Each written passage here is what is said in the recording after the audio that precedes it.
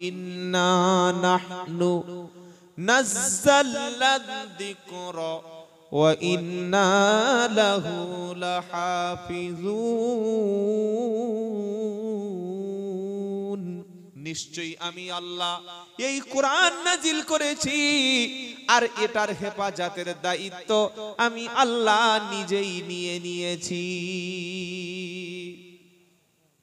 আল্লাহ কি করে দায়িত্ব নিয়েছেন আর কিভাবে হেফাজত করবেন সেটাও বলে দিয়েছে। আল্লাহর নবী সাল্লাল্লাহু আলাইহি সাল্লামের উপরে আমাদের ঘরে যে মোটা কোরআন শরীফ দেখতে পান, এটা একদিন একদম জেরক্সের মতো নবীর হাতে এসে, জোরে বলেন, পড়েনি। আল্লাহর নবীর হাতে একসঙ্গে 30 পারা নাজিল হয়নি। আল্লাহ বলছেন ওয়ালাউ নাযালনা আলাইকাল কিতাবা কিরতাসিন ফালামাসুহু বিআইদিহিম লাকালাল্লাযীনা কাফারু হাদা সিহরুম মুবিন। এটা 7 নম্বর পারা 12 নম্বর পৃষ্ঠা 12 নম্বর লাইন, সূরার নাম আনআম।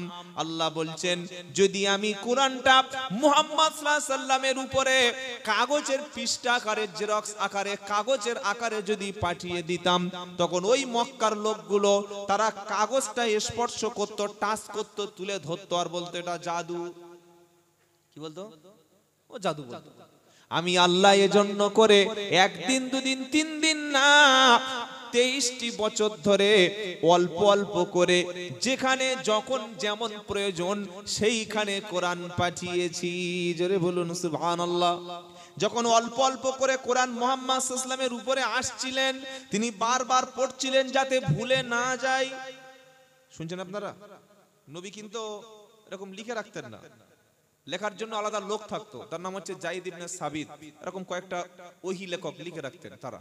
কিন্তু আল্লাহর নবী খালি জবান থেকে যেই জিবরাইল এসে শুনিয়ে দিতেন, ধরুন 1 মিনিটের জন্য, কিছু মনে করবেন না, ইনি জিবরাইল আর এখানে একজন আছেন ধরুন মুহাম্মদ সাল্লাল্লাহু আলাইহি ওয়াসাল্লাম, দুজনেই বসে আছেন। যেই জিবরাইল নবীর কাছে বসে গেল, জিবরাইল জোরে জোরে পড়ে নিল, নবী সাল্লাল্লাহু আলাইহি ওয়াসাল্লাম একবার শুনে নিলেন। জিবরাইল বললেন ইয়া রাসূলুল্লাহ আপনি পড়ুন। নবী সাল্লাল্লাহু আলাইহি ওয়াসাল্লাম পড়ে নিলেন। সঙ্গে সঙ্গে জিবরাইল দেখলেন যে আল্লাহ ঠিক যেভাবে বলতে বলেছে পাঠিয়েছে ওইভাবে নবী পড়ে নিয়েছেন। সঙ্গে সঙ্গে জিবরাইল চলে যাচ্ছেন। বলুন সুবহানাল্লাহ। তো এইভাবে যখন একটা আয়াত নাজিল হচ্ছে, নবী খালি পড়ছে, বারবার পড়ছে, বারবার পড়ছে, যেন ভুলে না যায়। কি গো? হ্যাঁ। তো আল্লাহ পাক দেখলেন নবীর ঠোঁট প্রচুর নড়ছে, মানে জিহ্বা তাড়াতাড়ি নড়ছে, কষ্ট হচ্ছে। আল্লাহ বলছেন আমার নবীর তো কষ্ট হচ্ছে। কি গো? আল্লাহ আবার বলছেন লা তুহাররিক বিহি লিসানাকা লিতাজালা বিহি ইন্না আলাইনা জামআহু ওয়া কুরআনা। 29 নম্বর পারা, সূরার নাম কিয়ামা, 3 নম্বর, 4 নম্বর, 5 নম্বর লাইন, 16 নম্বর আয়াত। লা তুহাররিক বিহি লিসানাকা লিতাজালা বিহি ইন্না আলাইনা জামআহু ওয়া কুরআনা।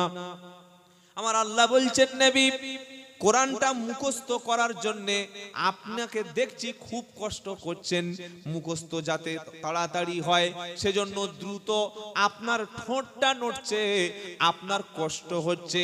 খবরদার এমন কষ্ট করার কোনো প্রয়োজন নাই। এবার জিবরাইল আলাইহিস সালাম যখন আপনার কাছে গিয়ে কোরআনের বাণী শোনাবে, একবার জিবরাইল পড়বেন, আপনি তার সাথে সাথে উচ্চারণ করবেন, ওটাকে সিনার মধ্যে মুখস্থ করিয়ে দেওয়ার দায়িত্ব আমি আল্লাহ নিয়ে নিলাম। নবীর জীবনে যখন ইন্তেকাল করেন তখন কোরআনের হাফেজ ছিল 22 জন। কজন? জোরে বলুন। এখন তো একটা পাড়ায় 10-12 জন কি আছে না? নাই, আরো বেশি, বাড়ি বাড়ি হাফেজ আলহামদুলিল্লাহ। একটা পাড়া এখন 4-5 জন হাফেজ। কিন্তু নবী যখন ইন্তেকাল করছেন, পৃথিবীতে চলে যাচ্ছেন, নবীর 63 বছর বয়সে, সেই সময় মদিনার জমিনে ছিল 22 জন হাফেজ। কজন? 22 জন। তো নবী ইন্তেকাল করছেন আর মাত্র 22 জন হাফেজ বেঁচে আছে। আর তখন কিন্তু এই যেভাবে এখন মসজিদে কোরআন পাওয়া যায়, যায় না কি যায় না? আমাদের বাড়িতে বাড়িতে কোরআন আছে, মাদ্রাসায় কোরআন আছে, 300 টাকা 400 টাকা দিলে একটা কোরআন আপনাকে দিয়ে যাবে, যাবে না? কিন্তু তখন এইভাবে কোরআন একত্রে ছিল না। ওই যে বললাম নবীর পাশে বসে বসে লিখতেন সাহাবা যায়েদ ইবনে সাবিত আর অন্যান্য সাহাবারা। কোন একটা, তখন তো আর কাগজ ছিল না, কম্পিউটার ছিল না, এখন কিছু হলো কম্পিউটারে লোড করে দিলাম, কিছু হলো কাগজে লিখে প্রিন্ট আউট করে দিলাম, হয় কি হয় না? কিছু হলো একটা পিডিএফ বার করে নিলাম, তখন তো পিডিএফ নাই, কম্পিউটার নেই, ল্যাপটপ নাই, কোনো কাগজ নাই, কি করবে? সাহাবারা লিখতেন এই রকম বিশাল বড় একটা পাথর, পাথরের উপরে ধরুন ইন্না আনজালনাহু ফি লাইলাতিল কদর, এই সূরাটি লিখে রেখেছে। আপনারা শুনতে বুঝতে পারছেন তো? সূরাটি লিখে রেখেছে। ধরুন সূরা লাহাব, তাব্বাত ইয়াদা আবি লাহাবি ওয়া তাব, এই সূরাটি একটা গাছের পাতায়, বড় পাতা শুকিয়ে তার উপরে লিখে রেখেছে।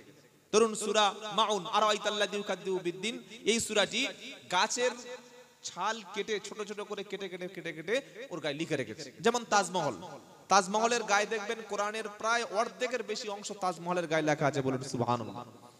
কুতুব মিনার, তার গায়ে কোরআনের আয়াত রয়েছে। বড় বড় মসজিদে কেটে কেটে পাথর কোরআন আয়াত লেখে না? ঠিক সাহাবারা ওইভাবে লিখে রাখতেন। কোরআন তখন এক জায়গায় হয়নি। নবী যখন ইন্তেকাল করলেন, তারপর একটা যুদ্ধ হলো ইয়ামামার যুদ্ধ। ইয়ামামা, এই ইয়ামামা যুদ্ধের পরে অনেক হাফেজ শহীদ হয়ে গেল, আর কয়েকজন মাত্র হাফেজ বেঁচে থাকলেন। মনে রাখবেন যে মাওলানা সাহেবের কাজ হলো কোরআনের ব্যাখ্যা করা, কোরআন থেকে আলোচনা করা। মাওলানা সাহেবের কিন্তু সিনার মধ্যে কোরআন মুখস্থ নাই। কোন মাওলানা সাহেব এক জায়গায় বসে 30 পারা বলতে পারবেন না, কিন্তু একজন বলতে পারেন, তার নাম হচ্ছে হাফেজ সাহেব, বলুন না সুবহানাল্লাহ। তিনি এক জায়গায় বসে 30 পারা কোরআন বলতে পারেন, তিনি হচ্ছেন হাফেজ। তো ওই রকম ব্যাপক পরিমাণে হাফেজ যখন শহীদ হয়ে গেল, নিহত হয়ে গেল, তখন হযরতে আবু বকর সিদ্দিক বিষয়টা ভাবলেন, হযরতে ওমর ফারুক ভাবলেন, উসমান গনি ভাবলেন। ভেবে আবু বকর সিদ্দিক প্রথমে ডাকলেন হযরতে ওমর ফারুককে, ডাকলেন, ওমর এদিকে এসো। বললে কি? বললে ইয়ামামা যুদ্ধে যেভাবে হাফেজ কোরআন শহীদ হয়ে যাচ্ছে, আর নবীর ইন্তেকালের সময় তো কোরআন এক জায়গায় করা হয়নি, আর মাত্র 22 জন হাফেজ, পরবর্তী নেক্সট যুদ্ধে যদি সবাই শহীদ হয়ে যায়, তাহলে কোরআনটা রক্ষা করা সম্ভব হবে না। এক কাজ করো, কোরআনটা এক জায়গায় করা হোক। ওমর ফারুক তো শুনে পা একদম ঠান্ডা হয়ে গেল, মানে পাথর যেন মাথার উপরে পাহাড় ভেঙে পড়ল। ওমর ফারুক বলছেন, ভাই আবু বকর, আপনি বলছেনটা কি? যে কাজ আল্লাহর নবী করে যায়নি, সে কাজটা আমরা করব কি করে? কি বলছি বুঝতে পারছেন না? যে কাজ বিশ্ব নবী সাল্লাল্লাহু আলাইহি ওয়াসাল্লাম করেননি, সেটা আমরা করব কিভাবে? বললেন উসমানকে ডাকো। উসমান গনিকে ডাকলেন, তিনি বললেন হ্যাঁ, প্রস্তাবটা খুব ভালো। খুব বোঝানো হলো, ওমর ফারুককে বোঝানো হলো। তো ওমর ফারুক বলল, নবী সাল্লাল্লাহু আলাইহি ওয়াসাল্লামের 24 ঘন্টা সাথী যিনি ছিলেন, কাতিবে ওহী লিখতেন, রাইটার, তার নাম হচ্ছে যায়েদ ইবনে সাবিত, এই যায়েদকে ডাকো। যায়েদ রাদিয়াল্লাহু তাআলা আনহু আসলেন। একটা করে আয়াত অংশ, গাছের ছাল ডাল বিভিন্ন পাতা, ওইগুলি নিয়ে সূরা বাকারার এই অংশটা লিখে রাখো, সূরা আল ইমরানের ওই অংশটা লিখে রাখো, সূরা নিসার ওই অংশটা লিখে রাখো। যখন একটা করে আয়াত লিখছেন আর দুজন করে সাক্ষী উপস্থিত করছেন, যে আয়াতটা যখন নাজিল হয়, কে কে শুনেছিলে, কার কার সামনে নবী বলেছিল, বললে হ্যাঁ আমরা শুনেছি। এভাবে গোটা কোরআনটাকে এই এক জায়গা করা উসমান গনি রাদিয়াল্লাহু তাআলা আনহু, হযরতে ওমর ফারুক রাদিয়াল্লাহু তাআলা আনহু আর আবু বকর সিদ্দিক যায়েদ রাদিয়াল্লাহু তাআলার উপরে দায়িত্ব দিলেন। কি বিশাল দায়িত্ব, বুঝতে পারছেন? চারটিখানি ব্যাপার না। হযরতে যায়েদ রাদিয়াল্লাহু তাআলা আনহু বলেন, যখন আমাকে দায়িত্ব দেয়া হলো, আমাকে আবু বকর এবং উমর দুজন ডেকে যখন বিষয়টা আমার সামনে বললেন, আল্লাহর কসম, আল্লাহি, ওহদ পাহাড় যদি এক জায়গা থেকে নিয়ে আর এক জায়গায় স্থানান্তরিত করে দেওয়া আমাকে বলতো, আমার দ্বারাই সহজ ছিল, কিন্তু কোরআন লিখে এক জায়গায় একত্র করা আমার পক্ষে কঠিন ছিল। কিন্তু তারা দুজনে আমাকে বোঝালেন, আর আল্লাহ পাক আমাকে ইসলামের জন্য অন্তরটা প্রশস্ত করে দিলেন। আল্লাহ যদি আপনাকে সহজ না করে দেয়, আপনি কোরআন বুঝতে পারবেন না। প্রচুর ছেলে মাদ্রাসা পড়তে যায়, বাপ দোয়া করছে, আল্লাহ ছেলেটা আলেম বানাও, হাফেজ বানাও, মুফতি সাহেব বানাও, কিন্তু পড়াশোনা 3 বছর 4 বছর করে বাড়িতে এসে এমন বাদত তৈরি হয়েছে, ও সাধারণ ছেলের চাইতে আরো বাদরামি করছে। কি আছে না নাই? হ্যাঁ, কারণ তার কপালে হেদায়েত নাই, হেদায়েত শূন্য হয়ে গেছে। লেখা শুরু হয়ে গেল। কয়েক বছর পরিশ্রম করার পরে যখন কোরআনের একটা কপি লেখা হলো, ওটা নিয়ে আল্লাহর নবী সাল্লাল্লাহু আলাইহি সাল্লামের দ্বিতীয় খলিফা হযরতে ওমর ফারুকের কাছে যায়েদ ইবনে সাবিত জমা দিলেন। জোরে বলুন সুবহানাল্লাহ।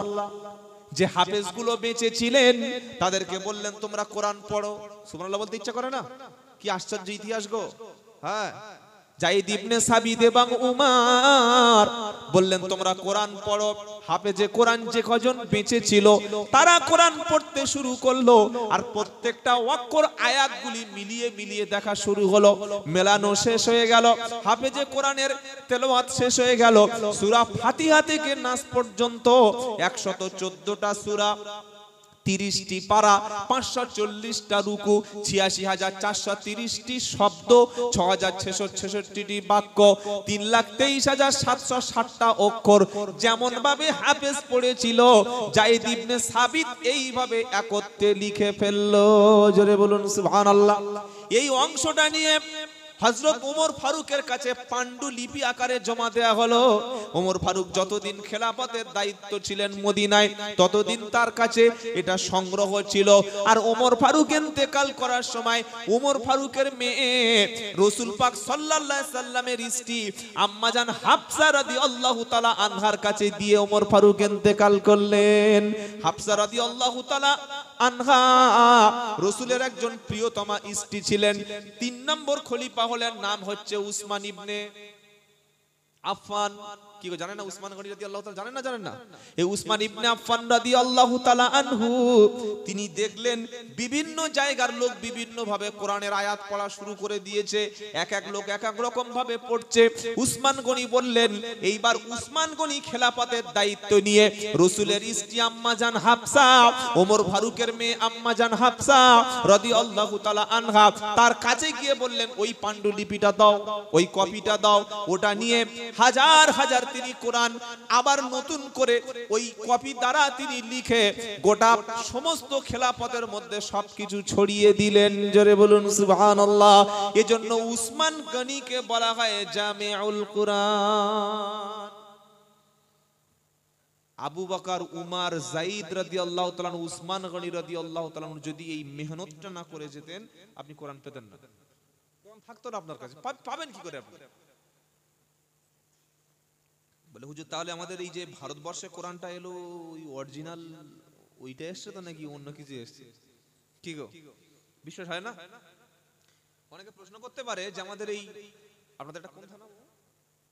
বাদুড়িয়া। বাদুড়িয়া থানায় যে আমাদের এলাকায় যে কোরআনটা মসজিদে আছে সত্যি ওই উসমান গনির ওই কোরআন তো? হাফসা রাদিয়াল্লাহু তাআলা ওই কোরআন তো নাকি এটা আবার কম বেশি আছে? ভারতবর্ষের জমিনে ইসলাম এনেছিলেন হাক্কানি ওলিরা, হাক্কানি আলেমরা। জোরে বলুন সুবহানাল্লাহ। খাজা মহিউদ্দিন চিশতি নাম শুনেছেন? শুনেন নাই বাবা? যাকে আমরা এক কথায় বলি খাজা বাবা, কি তাই তো?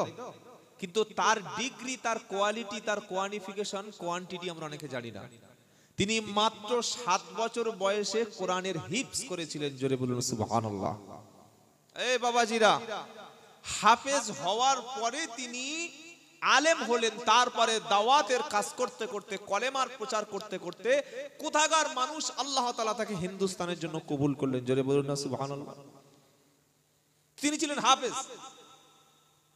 এইভাবে বর্তমানে আমাদের ভারত, পাকিস্তান, বাংলাদেশের জমিনে রয়েছে।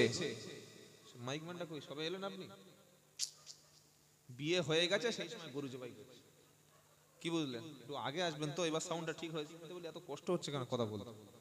প্রতিদিন তো 4 ঘন্টা, কালকে 2টো প্রোগ্রাম ছিল। আমি প্রোগ্রাম 2টো করে করি না, কিন্তু সমস্যা হয়ে গেছে। মানে 6 মাস আগে কথা দিয়ে ফেলেছি। এবার ঠিক আছে ভাই, আর বাড়াতে হবে না, কমাতে হবে না। আপনি এবার গিয়ে খেয়ে শুয়ে পড়ুন। খুব দারুণ সাউন্ড। দেখি তাকবীর দিন, নারায়ে তাকবীর। তো কালকে 2টো প্রোগ্রাম ছিল, প্রায় 5 ঘন্টা 2 জায়গায় কথা বলতে হলো। আর আমি তো এরকম ঘড়ি দেখে বক্তব্য করি না, 2 ঘন্টা হয়ে গেছে বক্তা নিয়ে এসো, ওই লোক আমি নই। মানুষ যতক্ষণ শুনবে শোনাবো, অত একটাই করে প্রোগ্রাম, কোনো চাপ নেই। কি গো বাবাজিরা, আল্লাহ আল্লাহ ভাইরা, অনেক বক্তা আছে এই 2 ঘন্টা হয়ে গেছে, আর 1 মিনিট বললে টাকা বেশি দিতে হবে। কি সর্বনাশ, যেন জোন খাটতে এসেছে। কি গো, কাজ করতে গেছে 500 ইট গেঁথেছি, যদি ফের আরেকটা করে রদ্দা ধরি আর 200 টাকা দিতে হবে। আছে না নেই? এই ওয়াজের মজলিসটা এটা বানাবেন না। আর যারা বক্তব্য করতে এসে টাকা চেয়ে নেয়, টাকা ডিমান্ড করে, আল্লাহি আল্লাহকে সাক্ষী রেখে বলছি, ওরা আলেম না, ওরা বক্তা না, ওরা গরিবের রক্ত চোষা। বক্তা হওয়ার জন্যে মাথায় টুপি পরেছে, মুখে দাড়ি লাগিয়েছে, গায়ে জুব্বা লাগিয়েছে, টান শিখে নিয়েছে, কিছু পীর সাহেবের জীবনী মুখস্থ করেছে, দুটো একটা গজল মুখস্থ করেছে, কিন্তু কোরআন তারা পড়েনি। যদি বলেন কেন পড়েনি, পারা নাম্বার 23 সূরার নাম ইয়াসিন, আল্লাহ বলছেন ইত্তাবিউ মাল্লা ইয়াসআলুকুম আজরা ওয়া হুম মুহতাদুন, তোমরা তাদের অনুসরণ করো, তাদেরকে মেনে নাও যারা দ্বীন প্রচার করে, কোরআনের কথা শুনিয়ে, কলেমার কথা শুনিয়ে তোমাদের কাছে কোনো পারিশ্রমিক চায় না, টাকা চায় না, পয়সা চায় না, তাদেরকেই তোমরা অনুসরণ করো। জোরে বলুন না সুবহানাল্লাহ।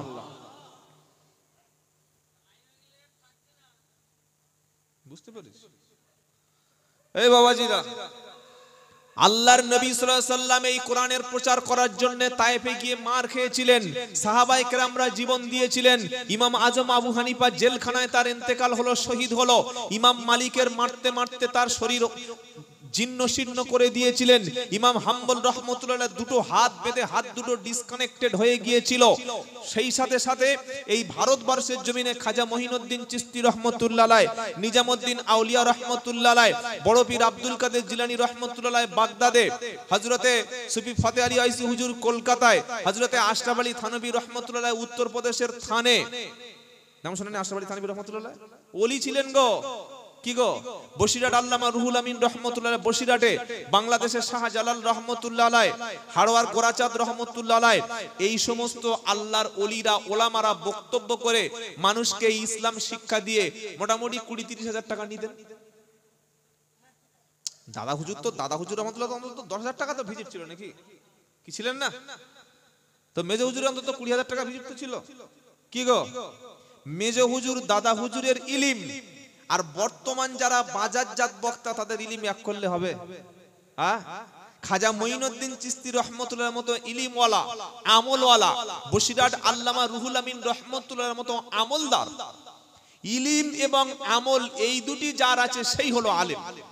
প্রচুর বড় জ্ঞানের জাহাজ, জ্ঞানের সমুদ্র, কিন্তু তার মধ্যে ইখলাস নেই, মানে আল্লাহর জন্য কাজ করতে পারে না। এই আলেম লেখাপড়া শিখে কি লাভ আছে? কথা বুঝতে পেরেছেন? তো আমার কাছে প্রশ্ন হলো, দাদা হুজুর রহমতুল্লাহ কত ভিজিট ছিল? বসিরহাট রহমতুল্লাহ রুহুল আমিন রহমতুল্লাহ ক টাকা ভিজিট নিতেন? দাদা হুজুরের পরে বড় হুজুর, সেজো হুজুর, মেজো হুজুর, ছোট হুজুর ক টাকা ভিজিট নিতেন? নিতেন না। তাদের পরিশ্রমে, তাদের মেহনতে আমরা দ্বীন এবং ইসলাম পেয়েছি। আমরা বক্তারা বাজারজাত করি 20,000, 30,000, 40,000 টাকা নিজেকে বিক্রি করে দিই। আর সাধারণ মানুষ কি মনে করছে? সাধারণ মানুষ মনে করছে 30,000 টাকা নিচ্ছে মানে বড় বক্তা। এত বড় বক্তা না হলে 30,000 টাকা নেয়? কই আমাদের মুফতি সাহেব তো টাকা দেয়, টাকা নিচ্ছে মানে নিশ্চয়ই বড় লোক হবে, বিশাল বড় আলেম হবে। এটাই হচ্ছে সবচেয়ে আপনার বোঝার ভুল। এটা মাথায় রেখে দেবেন। বড় অবাক লাগে, কষ্ট লাগে। আজ যখন ফিলিস্তিনে মুসলমানরা প্রতিদিন শহীদ হচ্ছে, যখন মুসলমানদের কাপড়ের কাপড় শেষ হয়ে গেছে ফিলিস্তিনে, গত এক সপ্তাহ বাজারে কোনো কাপড়ের কাপড় নাই, কম্বল, ব্ল্যাঙ্কেট, চাদর, প্লাস্টিক জড়িয়ে আমার কলেমার পড়া মুসলমান ভাইগুলিকে যখন দাফন করা হচ্ছে ফিলিস্তিনে, আর আমরা বক্তারা তখন টাকা নিয়ে দর কষাকষি করছি। আপনাদের এখানে গরু বিক্রি হয় কোন জায়গায়? কাটিয়াহাট, হঠাৎগঞ্জ। তো দেখবেন গরু যিনি বিক্রি করেন উনি প্রথমে একটা দাম বলেন যে ভাই আমার 20,000 টাকা, আবার একটা দালালও থাকে, থাকে কি থাকে না? গরু যে বিক্রি করে সে ডাইরেক্ট বিক্রি করে না, ও দালালের সঙ্গে চুক্তি করে দেয় আমার গরু 20,000, তুই যা পারবি বিক্রি করে 20,000 টাকা আমার হাতে দিলে হবে। কি বুঝলেন? এবার দালাল দেখলে একটা বোকা কাস্টমার পেয়ে গেছি, বোকা শোকা মুরগি টাইপের লোক, তার কাছ থেকে 25 দামটাম হয়ে গেল, কমিয়ে টমিয়ে 23-এ চলে আসলো। মালিক পেল 20, দালাল পেল 3। ঠিক জলসার মজলিসটা আমি বলতে পারি ঠিক এরকম হয়ে গেছে। আল্লাহ তাআলা তিনি যাকে ভালোবাসেন তাকেই তিনি হেদায়েত নসিব করেন, সঠিক পথে চলার তৌফিক দেন। যার কপাল ভালো, যার নসিব ভালো, সেই ব্যক্তি আল্লাহর উপরে ঈমান আনতে পারে। যার নসিব খারাপ, তাকদীর খারাপ, বদনসিব, তার উপরে ঈমান আসে না। নবীর বিবি ছিল এমন দুজন, যে দুজন নবীর সাথে সারা জীবন সংসার করেছে, সারা জীবন নবীর সাথে সময় দিয়েছে, কিন্তু নবীকে নবী বলে মেনে নিয়ে লা ইলাহা ইল্লাল্লাহ পড়বে এইটুকু বলতে পারে নাই। শুনে আশ্চর্য হচ্ছেন না? কি গো, ইমাম সাহেবের ছেলে, মুফতি সাহেবের ছেলে, পীর সাহেবের ছেলে না, স্বয়ং নবীর স্ত্রী। কোন কোন নবী? যে দুজন নবীর নাম কোরআনে এসেছে, একটা হচ্ছে লূত আলাইহিস সালাম, আর একটা হচ্ছে হযরতে নূহ আলাইহিস সালাম। নূহ নবী নাম শুনেন নাই? যে নবী সবচাইতে বেশি বেঁচে ছিলেন পৃথিবীতে আদম নবীর পরে, যাকে বলা হয় সেকেন্ড আদম, দ্বিতীয় আদম, নূহ আলাইহিস সালাম দ্বিতীয় আদম বলা হয়। এই নূহ নবী প্রায় ৯৫০ বছর বেঁচে ছিল, কিন্তু তার স্ত্রী একদিনের জন্য লা ইলাহা ইল্লাল্লাহ এইটুকু বলতে পারে না। আবার লূত আলাইহিস সালাম বলে একজন নবী ছিলেন, তার স্ত্রীও ঠিক কাফের ছিল। আশ্চর্য। আবার নূহ আলাইহিস সালামের ছেলে ছিল কেনান, সেও কাফের ছিল, ঈমান আনতে পারেনি। আবার মুহাম্মদ সাল্লাল্লাহু আলাইহি ওয়াসাল্লামের নিজের চাচা আবু তালেব ছিল, সেও কাফের ছিল। মুহাম্মদ সাল্লাল্লাহু আলাইহি ওয়াসাল্লামের নিজের আরেকটা চাচা আবু লাহাব, সেও কাফের ছিল। কি আশ্চর্য! আর কাফের বড় আল্লাহদ্রোহী নবীর দুশমন ফেরাউন, তার স্ত্রী হলেন একজন জান্নাতি রানীদের সর্দারিনী। জোরে বলুন সুবহানাল্লাহ। কি নাম? আসিয়া। চিন্তা করতে পারছেন? নবীর ঘরে হয়ে কাফের হয়ে কবরে চলে গেল, আর কাফেরের ঘরে স্ত্রী হয়ে ঈমান এনে জান্নাতি ঘোষণা হয়ে কবরে চলে গেল। সুবহানাল্লাহ। সেজন্য কার ছেলে কোন বংশে এসেছে বা কোথায় বাড়ি, এইগুলি বিবেচনার বিষয় নয়। বিবেচনার বিষয় হচ্ছে যে আমলটা কি, কাজটা কি। হাজী সাহেবের ছেলে অনেক সময় মাতাল হয়ে যায়, যায় কি যায় না? মাওলানা সাহেবের ছেলে অনেক সময় খারাপ পথে নেমে যায়। আবার একজন পাকা জুয়াখোর, পাকা মাতালের ছেলে, তার বংশের কোনো নাম নাই, সেই ঘরে আল্লাহ একজন হাক্কানি আলেম দান করেন। জোরে বলুন সুবহানাল্লাহ। সুতরাং যার নসিব ভালো, যার তাকদীর ভালো, যার কপাল ভালো, সেই ব্যক্তি কলেমা পড়ে আল্লাহর উপরে ঈমান আনতে পারে। তো আজকের আমরা আলোচনা করব যে বিষয়ের উপরে, বিষয়টা হচ্ছে আল্লাহর জিকির। কি নাম বললাম? জিকির। জাল, কাফ, র, তিনটি অক্ষরে একটা শব্দ জিকির। বাংলায় থেকে হলে হবে অন্ত্যেজ্য হস্যই, কয়হাস্যই, র, জিকির। এটা বাংলায় আরবির উচ্চারণ, আর অর্থ হলো আল্লাহর স্মরণ। অর্থ কি বললাম? আল্লাহর স্মরণ। আল্লাহ তাআলা এই পৃথিবীর মানুষকে হেদায়েত করার জন্য আল্লাহর পক্ষ থেকে সবচাইতে বড় যে নিয়ামত দিয়েছেন, সবচাইতে বড়, ওটার নাম হলো আসমানি কিতাব, যার নাম হলো কোরআন শরীফ। জোরে বলুন সুবহানাল্লাহ। সবচাইতে মূল্যবান কিতাব, যার অক্ষর প্রত্যেকটা আল্লাহর পক্ষ থেকে, যার সূরাগুলি আল্লাহর পক্ষ থেকে, যার আয়াতগুলি আল্লাহর পক্ষ থেকে, যেটার মধ্যে কোনো ভুল নাই, যেটার মধ্যে কোনো মিথ্যা নাই, যেটার মধ্যে কোনো সন্দেহের অবকাশ নাই, তার নাম হলো কোরআন। তো আমি আলোচনার বিষয় বলে দিয়েছি, আলোচনার বিষয় হচ্ছে জিকির বা আল্লাহর স্মরণ। জিকির কোরআন শরীফের মধ্যে আল্লাহ তাআলা অনেকবার তিনি ব্যবহার করেছেন, এবং 5টি জিনিসকে আল্লাহ কোরআনে জিকির বলেছেন। কটা জিনিস? জোরে বলুন। 5টি জিনিসকে আল্লাহ কোরআনে বলেছেন জিকির। নাম্বার 1, কোরআনের একটা নাম হলো জিকির। পারা নাম্বার 14, পৃষ্ঠা নাম্বার 1, লাইন নাম্বার 7, আয়াত নাম্বার 9, সূরার নাম আল হিজর। আল্লাহ বলছেন, ইন্না নাহনু নাযালনা যিকরা ওয়া ইন্না লাহু লাহাফিজুন।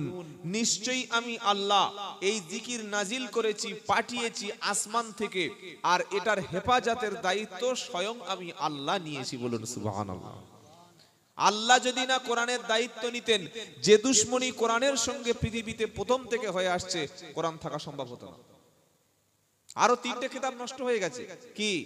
তাওরাত, মুসা নবীর উপরে কিতাব, জাবুর দাউদ নবীর উপরে কিতাব, ইনজিল ঈসা আলাইহিস সালামের উপরে নাজিলকৃত কিতাব, এই তিনটি কিতাব ঠিক যেমন কোরআন নবী সাল্লাল্লাহু আলাইহি ওয়াসাল্লামের উপরে নাজিল হয়েছিল, এই তিনটি কিতাব ওই তিনজন নবীর উপরে আসমানি কিতাব, কিন্তু সেই কিতাব আর নাই।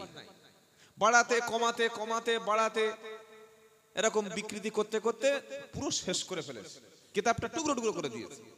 কিন্তু যেহেতু আল্লাহ দায়িত্ব নিয়েছেন কোরআনের, তাই যতদিন পর্যন্ত কিয়ামত না হচ্ছে ততদিন পর্যন্ত কোরআন কোনোদিন নষ্ট হবে না। বলুন সুবহানাল্লাহ। জিকিরের দ্বিতীয় অর্থ হলো উপদেশ। কি বললাম বাবা? উপদেশ। আচ্ছা, কেটে কেটে বলছি, অসুবিধা হচ্ছে না তো? সুরের জায়গায় সুর হবে, অসুবিধা নেই। আসলে আমরা সুরটা একটু পছন্দ করি, বাঙালি মানুষ তো, একটু সুর দিলে মনে হয় খুব ভালো লাগে, কিন্তু কিছু কিছু জায়গায় একটু কেটে বললে ভালো হয়। কি গো? হ্যাঁ, বোঝার জিনিস। ইনশাআল্লাহ সুরের সময় সুর হবে, সব ঠিকঠাক হয়ে যাবে, চিন্তা করবেন না। জিকিরের দ্বিতীয় অর্থ হলো উপদেশ। পারা নাম্বার 28, 26, পৃষ্ঠা নাম্বার 19, লাইন নাম্বার 11, আয়াত নাম্বার 28, সূরার নাম কফ। আল্লাহ বলছেন ফাযাক্কির ফাইন্নাদ যিকরা, আল্লাহ বলছেন ফাযাক্কির বিল কুরআনি মান ইয়াখাফু ওয়াঈদ। হে নবী, যারা আমাকে ভয় করে তাদেরকে তুমি কোরআন দ্বারা উপদেশ দান করো। জোরে বলুন। জিকিরের দ্বিতীয় অর্থ কি বললাম? উপদেশ, উপদেশ। জিকিরের তৃতীয় অর্থ হলো নামাজ। জোরে বলুন সুবহানাল্লাহ। পারা নাম্বার 28, পৃষ্ঠা নাম্বার 13, লাইন নাম্বার 3, আয়াত নাম্বার 9, সূরার নাম জুমা। আল্লাহ বলছেন ইয়া আইয়ুহাল্লাযীনা আমানু ইযা নুদিয়া লিস-সালাতি মি ইয়াউমিল জুমআতি ফাসআউ ইলা যিকরিল্লাহ। ও বিশ্বাসী ইমানদারেরা, যখন জুমার দিনে আমার ঘরে তোমাদেরকে নামাজের দিকে আহ্বান করা হয়, তখন তোমরা ইলা যিকরিল্লাহ, এখানে যিকরিল্লাহ অর্থাৎ আল্লাহর স্মরণ, নামাজের দিকে তোমরা দ্রুত চলে এসো। জোরে বলুন।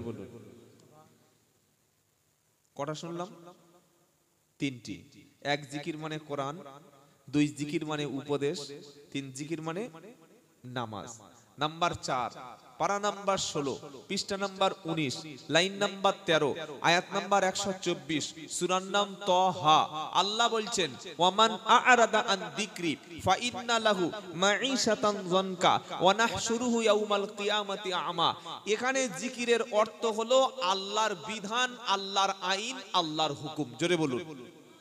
আল্লাহ বলছেন যদি তোমরা আমার বিধান, আমার হুকুম, আমার আইন থেকে চোখ সরিয়ে নাও, মুখ সরিয়ে নাও, আমার হুকুম থেকে দূরে সরে যাও, দুনিয়ায় তোমাদের রুজি, তোমাদের অর্থের অভাব দেবো, তোমাদের জীবনটাকে আমি কষ্টের মধ্যে ফেলে দেব, আর কিয়ামতের দিন যেদিন উঠবে হাসরের ময়দানে চোখে দেখতে পাবে না। এটা আল্লাহর কথা। 5 নাম্বার জিকিরের অর্থ হচ্ছে আল্লাহর স্মরণ। জোরে বলুন সুবহানাল্লাহ। কোথায় আছে?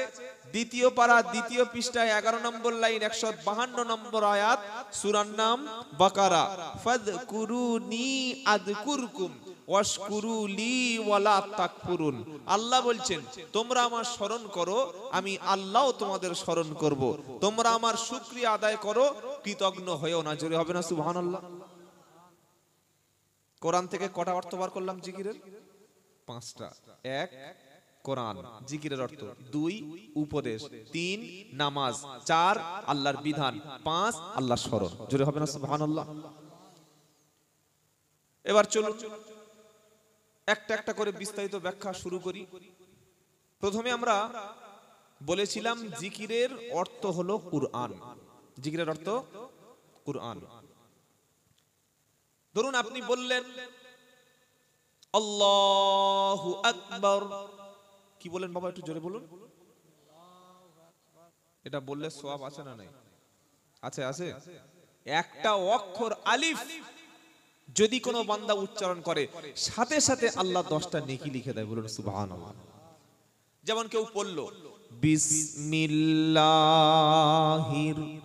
রহমানির রহিম, এটা প্রত্যেকটা সূরার প্রথমে আছে, শুধু সূরা তাওবা ছাড়া। মানে 114 বার আল্লাহ তাআলা এই বাক্যটা কোরআনে ইউজ করেছে। বলুন সুবহানাল্লাহ। তো সূরা তাওবা ছাড়া প্রত্যেকটা সূরার শুরুতে আল্লাহ যখন বিসমিল্লাহ বলে শুরু করেছে, এই বিসমিল্লাহির রহমানির রহিমের মধ্যে 19টা অক্ষর আছে। কটা? 19টা। আর একটা করে নেকি হলে বিসমিল্লাহির রহমানির রহিমের মধ্যে, তাহলে 19 কে 10 দিয়ে গুণ করলে 190। অর্থাৎ কেউ যদি এরকম বলে বিসমিল্লাহির রহমানির রহিম, এটা বলার সাথে সাথে 190টা নেকি লেখা হয়ে যাবে। এটা কনফার্ম। এ নাকি মানে হতে পারে না হতে পারে এরকম কোনো ব্যাপার না। ধরুন আপনি নামাজ পড়লেন, কবুল হতে পারে নাও হতে পারে। কি গো, মসজিদে 2 লাখ টাকা দিলাম, কবুল হবে কনফার্ম? হতে পারে নাও হতে পারে, সন্দেহ আছে। হজ করতে গেলাম, আমি হাজি নামের আগে লিখছি হাজি, হ্যাঁ, কিন্তু হাজি হয়েছে কিনা ওইটা আমার কাছে কোনো গ্যারান্টি নেই। আমি হাজি গ্যারান্টি দিচ্ছি, হাজি হাজি হাজি হাজি আলহাজ আলহাজ, কিন্তু আমি যে হাজি হয়েছি আল্লাহর কাছে হাজি কিনা এই ব্যাপারে কোনো গ্যারান্টি নেই। আছে? মানুষ বলছে হাজি সাহেব তাই হাজি। হ্যাঁ, আবার ধরুন আপনি যাকাত দিলেন, যাকাত শতকরা 2.5%, এই যাকাতটা কবুল হলো কিনা এই ব্যাপারে কোনো গ্যারান্টি নাই। যাকাত দিয়েছি এতটুকু মনের বিশ্বাস, কিন্তু আপনি যখন বললেন একটি অক্ষর কোরআনের পড়লেন, এটা সাথে সাথেই কবুল হবে, বলুন সুবহানাল্লাহ। হ্যাঁ, গ্যারান্টি আছে। আপনি যখন বললেন আসসালামু আলাইকুম, আপনি সালাম দিলেন, সাথে সাথে আপনার আমলনামায় নেকি লিখবে, বলুন না সুবহানাল্লাহ। তো আল্লাহ তাআলা তিনি মানুষকে কোরআন পড়তে বলেছেন। কোরআনের প্রথম নাম হলো জিকির। আল্লাহু আকবার বললে যেমন সওয়াব হয়, দরুদ শরীফ পড়লে যেমন সওয়াব হয়, ঠিক যদি কোনো বান্দা কোরআন বসে বসে তেলাওয়াত করে, প্রত্যেকটি অক্ষরে 10টা নেকি তার সাথে সাথে আল্লাহ লিখে দেয়, বলুন সুবহানাল্লাহ। যতগুলো অক্ষর আছে, এবার কোরআনে কত অক্ষর আছে? 3,23,760টি। শব্দ আছে কটা? 86,430টি। বাক্য আছে কটা? 6,666। সূরা আছে কটা? 114টি। এবার বলুন 3,07,760টি অক্ষর যদি কোনো মানুষ পড়ে, সাথে সাথে ওর সঙ্গে 10 গুণ করলে কত লাখ নেকি হবে? জোরে বলুন না সুবহানাল্লাহ। অনেক নেকি আছে না নেই? কেন সবচাইতে বেশি যে কিতাবটা আমরা পড়বো নাম কি? কোরআন। অনেকে বলবেন হুজুর আমি তো এক খতম আমার দ্বারা সম্ভব নয়, বয়স হয়ে গেছে, চোখ টোক ঠিক মতো দেখতে পাই না, এখন আমার কোনো সহজ রাস্তা আছে? বলে দেবো, সহজ রাস্তা বলে দেবো কি? সকলে বললে তাহলে বলুন। আপনি খাবেন না গোশ, আর আমি গোশ নিয়ে ঘুরে ঘুরে তো লাভ নেই। যদি ডাকে তবে তো দেবো। কি গোশের বালতি নিয়ে সব জায়গায় ঘুরছে, কেউ নিয়ে চলে গেল। কি গো, ওই সূরাটির নাম হলো সূরা ইখলাস। সুবহানাল্লাহ। কুল হু আল্লাহু আহাদ আল্লাহুস সামাদ লাম ইয়ালিদ ওয়া লাম ইউলাদ ওয়া লাম ইয়াকুল লাহু কুফুয়ান আহাদ। সুবহানাল্লাহ, আল্লাহর কালাম। কি গো ওয়াজিদা, এই সূরাটি যদি কোনো বান্দা একবার তেলাওয়াত করে, সাথে সাথে কোরআন শরীফের 10 পারার নেকি তার আমলনামায় লেখা হবে। আবার যদি কেউ পড়ে কুল হু আল্লাহু আহাদ আল্লাহুস সামাদ লাম ইয়ালিদ ওয়া লাম ইউলাদ ওয়া লাম ইয়াকুল লাহু কুফুয়ান আহাদ, এবার কত নেকি হলো? আরো 10 পারা, মানে 20 পারার নেকি হয়ে গেল। আর একবার কুল হু আল্লাহু আহাদ আল্লাহুস সামাদ লাম ইয়ালিদ ওয়া লাম ইউলাদ ওয়া লাম ইয়াকুল লাহু কুফুয়ান আহাদ, এবার হয়ে গেল 1 খতম। রাত্রিবেলা 1 খতম কোরআন শরীফ পড়ে ঘুমানো যাবে? যাবে কি যাবে না? ইনশাআল্লাহ বলুন না ইনশাআল্লাহ। এই সূরার মধ্যে আল্লাহর পরিচয় আছে। আমাদের আই কার্ড আছে না, আধার কার্ড আছে না, প্যান কার্ড যেমন আছে, তো কোরআনুল কারীমের যে আল্লাহর যে আইডেন্টিটি, আল্লাহর আইডেন্টিটি পরিচয় যে সূরার মধ্যে আছে, ওই সূরার নাম হচ্ছে সূরাতুল ইখলাস। নবীর একজন সাহাবা, ওনাকে লিডার বানিয়ে যুদ্ধের ময়দানে পাঠিয়ে দেওয়া হয়েছে, লিডার। তো লিডার যিনি হবেন তার দায়িত্ব হচ্ছে ইমামতি করা। কি বলছি বুঝতে পারছেন না? যিনি সমাজের নেতা হবে তার মধ্যে অন্তত মিনিমাম কোরআনুল কারীম পড়ার মতো যোগ্যতা থাকবে।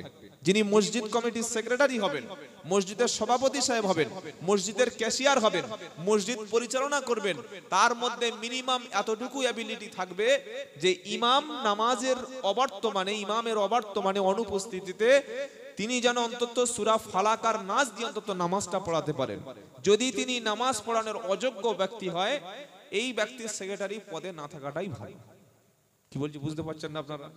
আপনি মসজিদের বড় দায়িত্ব নিয়েছেন কিন্তু কোরআন পড়তে পারছেন, এটা তো আপনার লজ্জার বিষয়। আপনার মসজিদ থেকে লাভটা কি হলো?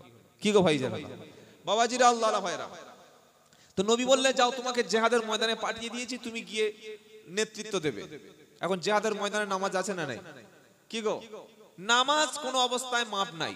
পুরুষের জন্য শুধুমাত্র দুইটা সময় নামাজ তার জন্য ছাড় আছে।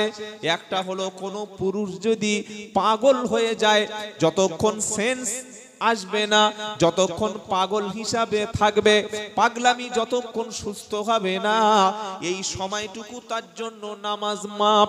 আর একটা অবস্থায় পুরুষের জন্য নামাজ মাপ, সেই অবস্থাটা হলো বেহুশ। কি হয়ে যায়? সেন্সলেস হয়ে যায়, বেহুশ লোক হয়ে যায় না?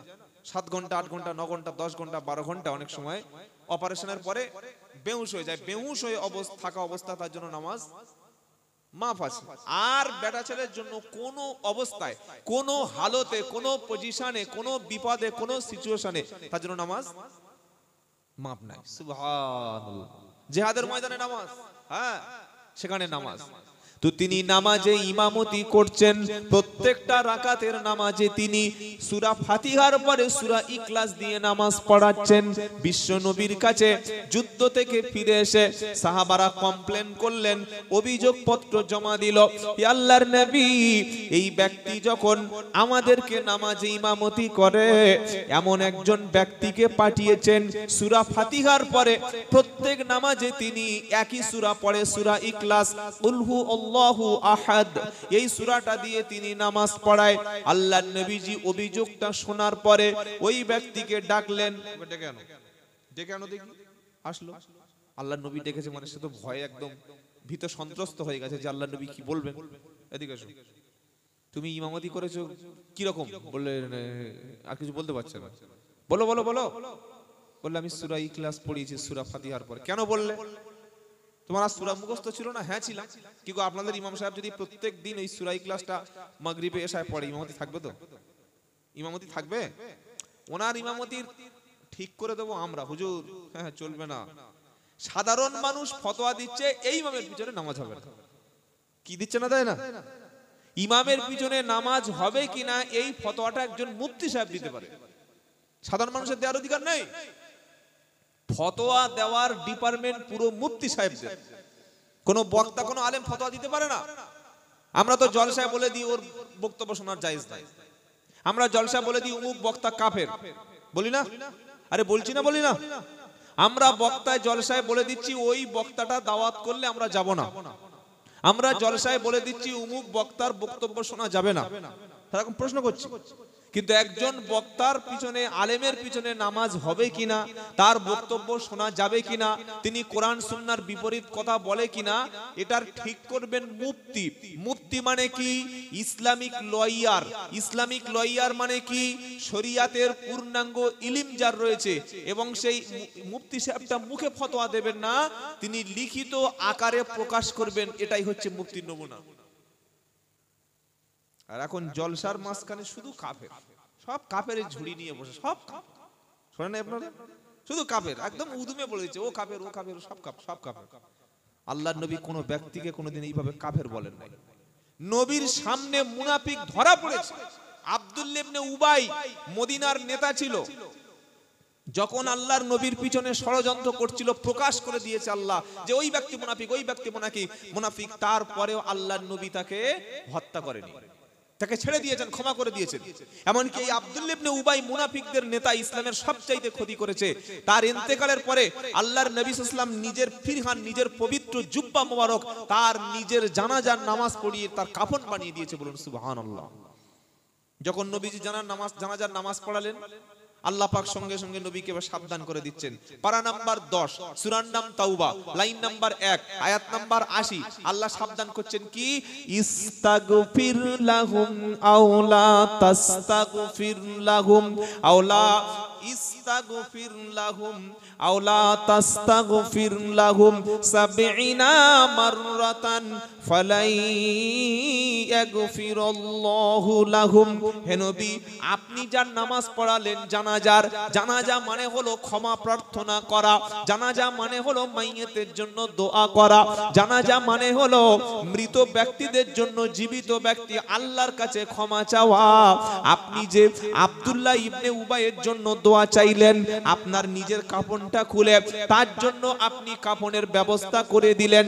আপনার পবিত্র জুব্বা মোবারক, যে জুব্বা মোবারকটা গোটা পৃথিবী যদি কয়েক কোটি বার বিক্রি করে দেওয়া হয়, আর কোন ব্যক্তির কাছে যদি বিশ্ব নবীর জুব্বা মোবারক দেওয়া হয়, পৃথিবীর ধনী মুসলমান পৃথিবী পরিমাণ স্বর্ণ দিয়েও আল্লাহর নবীর জুব্বা কিনে নিতে পারে। কি গো, পারে না? পারে না? পারে।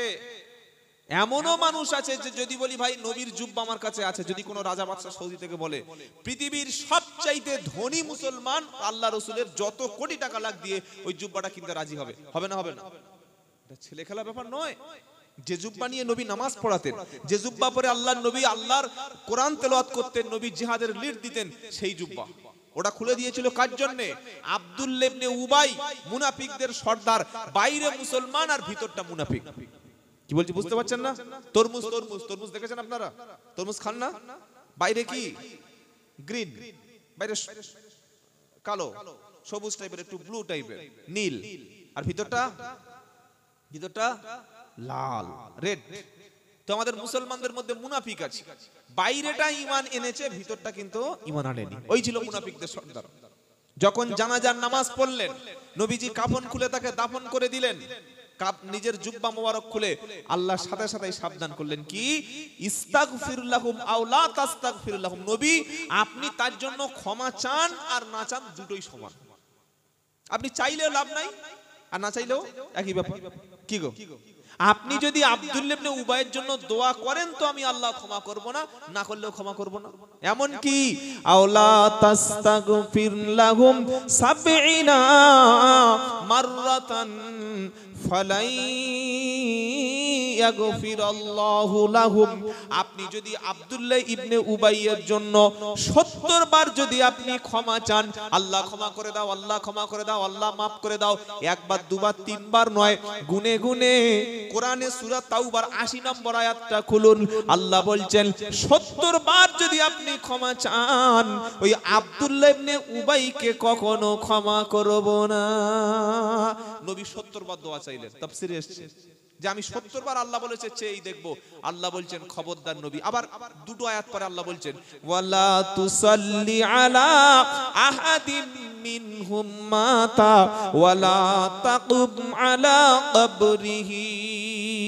হে নবী, এই রকম আব্দুল্লাহ ইবনে উবাই মার্কা মুসলমান, মুনাফিক মার্কা মুসলমান, যারা মুখে স্বীকার করেছে কিন্তু অন্তর থেকে ইসলাম মেনে নেয়নি, এদের মৃত্যুর পরে এদের জানাজার নামাজ পড়বেন না আর এদের কবরের কাছে কখনো দাঁড়াবেন না।